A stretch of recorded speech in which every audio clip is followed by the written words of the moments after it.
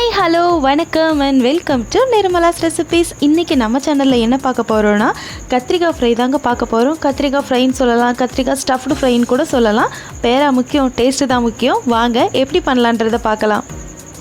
இன்றைக்கி கத்திரிக்காய் ஃப்ரை செய்கிறதுக்காக கத்திரிக்காய் எடுத்துக்கணும். நான் இன்றைக்கி ஒரு 7-8 கத்திரிக்காய் எடுத்திருக்கேன். ஓகே, இன்றைக்கி லாக்டவுன் டைம்ன்றனால ரொம்ப ஃப்ரெஷ்ஷான கத்திரிக்காய் கிடைக்கல. பட் எந்த மாதிரி கத்திரிக்காய் இருந்தாலும் ரொம்ப டேஸ்ட்டாக இருக்கும்.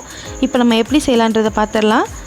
இப்போது நம்ம வந்து கத்திரிக்காய் ஃப்ரை செய்கிறதுக்காக கத்திரிக்காவை என்ன பண்ணணும்னா 4 இந்த மாதிரி கீரி எடுத்துக்கணும். ஓகே, அதாவது கத்திரிக்காயோட காம்பு இருக்கும்ல அந்த பக்கத்தை அப்படியே விட்டுறணும். ஏன்னா இந்த ஃப்ரை வந்து காம்போடு தான் செய்யணும். இதுக்கு அந்த கீழே இருக்கிற பக்கத்தை வந்து இந்த மாதிரி 4 கீரி எடுத்துக்கணும். ஓகே, தனித்தனியாக எடுத்துடக்கூடாது, அந்த காம்போட ஒட்டி தான் இருக்கும். இங்கே பார்த்தீங்களா, இந்த மாதிரி தான் கத்திரிக்காய் முழுசாக தான் இருக்கும். நம்ம கீழே உள்ளதை மட்டும் அந்த எட்ஜ் வரைக்குமே, அந்த காம்பு இருக்கும்ல அது வரைக்கும் நல்லா கீரி எடுத்துக்கணும். உள்ளே வந்து இந்த மசாலா நம்ம ஸ்டஃப் பண்ண போகிறோம், அதுக்கு தகுந்த மாதிரி நம்ம வந்து கீரி எடுத்துக்கணும். இதோ இந்த மாதிரி நான் இன்னொரு கத்திரிக்காய் கீரி காமிக்கிறேன். இங்கே பாருங்கள், இந்த மாதிரி நல்லா கீரி எடுத்துக்கணும். ஓகே, அப்போ தான் நம்ம மசாலா உள்ளே வைக்கும்போது நல்லாயிருக்கும். இப்போது நான் எல்லா கத்திரிக்காவையும் அந்த மாதிரி கீரி எடுத்துக்கிட்டேன். இப்போ மசாலாஸ் என்னெல்லாம் வேணும்னு பார்த்துக்கலாம். இப்போ வந்துட்டு 2 டீஸ்பூன் அளவுக்கு சில்லி பவுடர் எடுத்துருக்கிறேன், வத்தல் தூள், அப்புறமா கொஞ்சமாக மஞ்சள் தூள், 1/2 டீஸ்பூன் அளவுக்கு மஞ்சள் தூள், இது வந்து மல்லித்தூள், 1 டீஸ்பூன் அளவுக்கு மல்லித்தூள், தேவையான அளவு உப்பு. உப்பு வந்து எல்லா கத்திரிக்காய்க்கும் தேவையான அளவு போட்டுக்கோங்க. கொஞ்சமாக சீரகத்தூள். ஓகே, உங்களுக்கு கரம் மசாலா ஃப்ளேவர் பிடிச்சதுன்னா நீங்கள் கரம் மசாலா கூட யூஸ் பண்ணிக்கலாம். இப்போது இது எல்லாத்தையும் நம்ம மிக்ஸ் பண்ணி எடுக்கணும். இது வந்து எந்த பதத்துக்கு இருக்கணும்னா, நம்ம பஜ்ஜி மாவு அப்புறமா வந்துட்டு இந்த தோசை மாவுலாம் இருக்குல்ல அந்த மாதிரி பதத்தில் இருக்கணும். ஓகேவா, தண்ணி ஊற்றி இப்போ நான் நல்லா மிக்ஸ் பண்ணி எடுத்துக்கிட்டேன். இப்போது நம்ம கத்திரிக்காய் எல்லாத்துலேயுமே இந்த மசாலாவை வந்து நம்ம ஸ்டஃப் பண்ணி எடுக்க போகிறோம். ஓகே, ரொம்ப ஸ்டஃப் பண்ணினா அந்த மாதிரியும் இல்லை, நம்ம நல்லா உள்ளே வந்துட்டு அந்த மசாலாலாம் படுற மாதிரி தேய்ச்சி எடுக்க போகிறோம். ஓகேவா, இப்போது கத்திரிக்காவை எடுத்தாச்சு. நம்ம ஒவ்வொரு கத்திரிக்காவையும் எடுத்து இந்த மசாலாவை உள்ளே வைக்க போகிறோம். இப்படி நல்லா ஒரு விரலை வச்சுட்டு ஃபுல்லாக அந்த எல்லா பக்கத்துலேயுமே அந்த மசாலா படுற மாதிரி நல்லா தடவி எடுத்துக்கணும். ஓகே, இப்போ வந்து உங்களுக்கு குழம்பு மசாலா இருந்துச்சுன்னு வச்சுக்கூடமா ரொம்ப டேஸ்ட்டாக இருக்குங்க இதுக்கு பதிலாக. ஆனால் எல்லார் வீட்லேயும் குழம்பு மசாலா இருக்காது அப்படின்றதுனால தான் நான் இந்த மாதிரி காமிக்கிறேன். உங்கள் வீட்டில் நம்ம அரைச்சி வச்ச குழம்பு மசாலா தூள் இருந்துச்சுன்னா அதவே நீங்கள் யூஸ் பண்ணிக்கோங்க, ரொம்ப டேஸ்ட்டாக இருக்கும். ஓகே, இப்போ கொஞ்சம் கூட உள்ளே வந்து இந்த மசாலா வந்து நம்ம வச்சுக்கலாம். சரியா, அப்போ வந்து அந்த மசாலாவோட டேஸ்ட் ரொம்ப நல்லாயிருக்கும். நம்ம வந்து டீப் ஃப்ரை பண்ண போகிறதில்ல, நம்ம அப்படி நிறைய எண்ணெய் ஊற்றியும் கூட பொரிச்சு எடுக்கலாம். ஆனால் நம்ம வந்து இன்றைக்கி அப்படி பண்ண போகிறதில்ல, நான் சும்மா தவாவில் தான் பொரிக்க போகிறேன். நம்ம தவாவில் பொரிச்சாலுமே உள்ளே இருக்கிற மசாலா ரொம்ப நல்லா வேகும். அந்த கத்திரிக்காய் வந்து ரொம்ப சாஃப்டாக இருக்கும், அந்த மேலே இருக்கிற தொளி வந்து கொஞ்சம் கிறிஸ்பியாக இருக்கும். அது வந்து ரொம்ப டேஸ்ட்டாக இருக்கும். இது வந்து நம்ம தயிர் சாதம், அப்போ சாம்பார் சாதம், அப்புறமா வந்து பருப்பு குழம்பு எல்லாத்துக்குமே நல்லா இருக்குங்க. ஸோ கண்டிப்பாக நீங்கள் இதை ட்ரை பண்ணுங்கள். இது வந்து ஆந்திராலையும் செய்வாங்க. அவங்க வந்து நிலக்கடலையெல்லாம் அரைச்சி வச்சுட்டு ஸ்டஃப் பண்ணி செய்வாங்க. அதோட ரெசிபி நான் இன்னொரு நாள் கண்டிப்பாக போடுறேன்.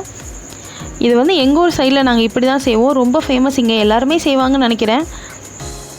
இந்த மசாலா எல்லாமே உள்ளே நல்லா எல்லா இடத்துலையும் படுற மாதிரி நம்ம வந்து ஃபில் பண்ணி எடுத்துக்கணும். அது மட்டும்தான் இதில் விஷயம். ஓகேவா, மற்றபடி எல்லாமே ரொம்ப சிம்பிள் தான்.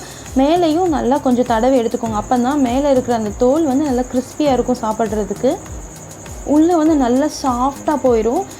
நம்ம கத்திரிக்காய் கூட்டு பிடிக்காதவங்க கண்டிப்பாக இதை ட்ரை பண்ணுங்கள், சூப்பராக இருக்கும். எல்லா ஊர் சைடும் வந்து இதை பண்ணுவாங்களான்னு தெரியல, எங்கள் ஊர் சைடு வந்து இந்த மாதிரி தான் நாங்கள் பண்ணுவோம். ஓகே, இப்போ வந்து எல்லா இடத்துலையும் மசாலாவை நல்லா ஃபில் பண்ணிவிட்டு மேலேயும் மசாலா தடவி எடுத்துக்கலாம். இப்போ எல்லா கத்திரிக்காயிலையும் நம்ம எடுத்துகிட்டு நம்ம வந்து ஃப்ரை பண்ண ஆரம்பிச்சிடலாம். அப்புறம் நீங்கள் எல்லோரும் சேனலுக்கு நல்ல சப்போர்ட் பண்ணிகிட்டு இருக்கீங்க, தொடர்ந்து உங்களோட சப்போர்ட் கொடுங்க. நான் நினச்சி கூட பார்க்கல இவ்வளோ சப்போர்ட் கொடுப்பீங்கன்னு சொல்லிட்டு. ரொம்ப நல்ல ஒரு க்ரோத் இருக்குங்க. தேங்க்யூ ஸோ மச் எல்லாருக்கும். இப்போது நம்ம லாஸ்ட் கத்திரிக்காய் வரைக்கும் மசாலா ஃபில் பண்ணி எடுத்தாச்சு, அவ்வளோதான். இப்போ நம்ம வந்து பொரிக்க ஆரம்பிச்சிடலாம். ஓகே, இப்போது ஒரு பேன் அடுப்பில் வச்சுட்டு கேஸ் பற்ற வச்சுக்கலாம். நான் வந்து நல்லெண்ணெயில் பொரிக்கிறேன். ஓகேவா, உங்களுக்கு எந்த எண்ணெய் வேணுனாலும் நீங்கள் செய்யலாம். நல்லெண்ணெயில் செய்யும்போது கூட கொஞ்சம் டேஸ்ட் அதிகமாக இருக்கும். இப்போது நல்லெண்ணெய் ஊற்றிக்கிறேன். ஓகே, எண்ணெய் கொஞ்சம் அதிகமாக இருந்தாலுமே ரொம்ப டேஸ்ட்டாக இருக்குங்க. உங்களுக்கு ஒரு வேளை எண்ணெய் கூடவோ குறையவோ வேணும்னா அதுக்கு தகுந்த மாதிரி சேர்த்துக்கோங்க. எண்ணெய் கூட அதிகமாக இருந்தால் ரொம்ப நல்லாயிருக்கும். அவ்வளோதான். ஓகே, இப்போ எண்ணெய் கொஞ்சம் ஹீட் ஆனதுக்கப்புறமா நம்ம வந்து ஒவ்வொரு கத்திரிக்காவை இதுக்குள்ளே சேர்த்துக்கலாம். இப்போது நம்ம ரெடி பண்ணி எடுத்து வச்சுருக்க கத்திரிக்காவை இது கூட சேர்த்துக்கலாம். ஓகே, ஒவ்வொரு கத்திரிக்காவையாக இது கூட ஆட் பண்ணிக்கலாம். நீங்கள் கேட்கலாம், ஓகே இது எப்படி ஃப்ரை ஆகும், மேலே இப்படி லைட்டாக தானே படுது, உள்ளே இருக்கிற மசாலாலாம் எப்படி வேகும்னு நினைக்கலாம். கவலையே படாதீங்க, சூப்பராக வெந்துடும். ஓகேவா, இப்போது நீங்கள் ஃபுல்லாக எண்ணெயில் போட்டிங்கன்னா இந்த மசாலா பிரிஞ்சு தான் வரும் கொஞ்சம். ஓகே, இந்த மாதிரி பண்ணிங்கன்னா மசாலா பிரிஞ்சு வராது, உள்ளேயும் நல்லா வெந்துடும், நம்மளுக்கு எண்ணெயும் அந்த அளவுக்கு வேஸ்ட் ஆகாது. ஓகேவா, இங்கே பாருங்கள் உருண்டு உருண்டு போகுது. இந்த கத்திரிக்காயில் இதுதான் ஒரு பெரிய தொல்லை. ஓகே, ஒரு இடத்துல நிற்காது, சொல்கிற பேச்சையும் கேட்காது. எல்லா கத்திரிக்காயும் இப்போ நம்ம திருப்பி போட்டுக்கலாம்.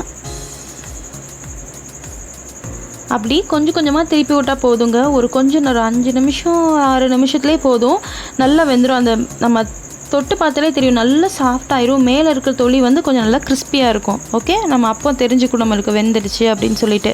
உள்ளே இருக்கிற மசாலாவுமே வந்து அந்த கத்திரிக்காயோட ஸ்கின்னில் வந்து நல்லா ஒட்டிக்கிடும், அந்த பச்சை மசாலாவே இருக்காது. ஓகே, அப்போ நம்ம தெரிஞ்சுக்கலாம்.